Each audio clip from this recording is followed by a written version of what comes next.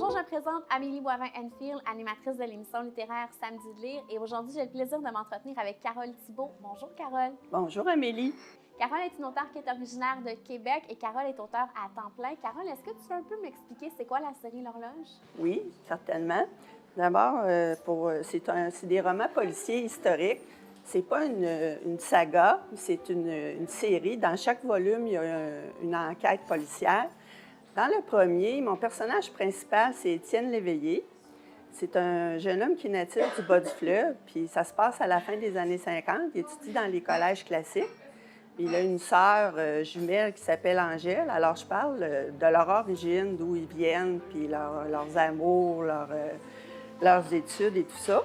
Mais il y a une enquête qui concerne la petite amie d'Étienne dans le premier volume. Dans le deuxième volume, Étienne est devenu étudiant en droit à l'Université Laval. Puis il étudie avec un de ses amis, Jasmin Bélanger. Puis là, dans le deuxième, c'est lui qui est mêlé à une enquête policière. Cette enquête-là, elle va être transmise à un enquêteur, M. Robin Racine. Lui, il travaille en collaboration avec une avocate de la Couronne, Maître Genois. Puis Étienne, lui, travaille les fins de semaine et puis durant ses temps libres avec cette avocate-là pour s'initier au domaine juridique parce qu'il veut devenir avocat de la Couronne plus tard. Puis c'est son ami là, qui est mêlé à une enquête policière, Jasmin Bélanger, dans ce volume-là. Dans le troisième, qui va être publié le 1er novembre, ça s'intitule « Ange en péril ».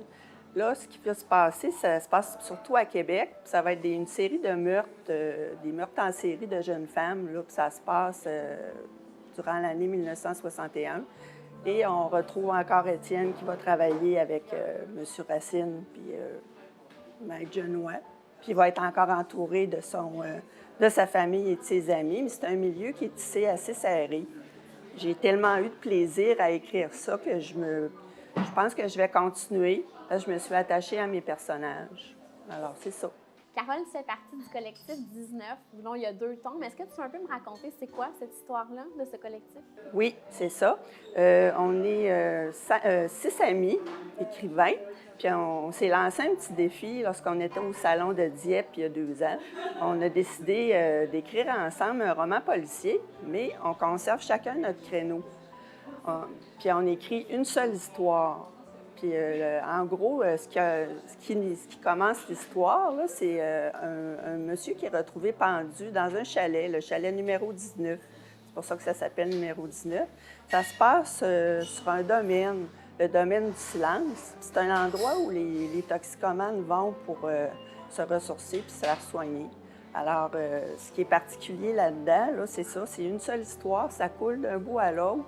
Mais on a chacun nos styles. La première, elle commence avec des faits vécus, puis c'est de l'historique. La partie centrale, c'est un roman policier parce que c'est ce que je fais d'habitude. Puis les auteurs qui suivent, bien, c'est de l'érotique, du fantastique puis de la science-fiction. Alors, c'est assez particulier, puis ça permet de connaître 6 auteurs différents en lisant une seule histoire. Puis il va y avoir une suite en 2018, puis ça va se terminer là pour cette série-là. Merci, Carole. Merci.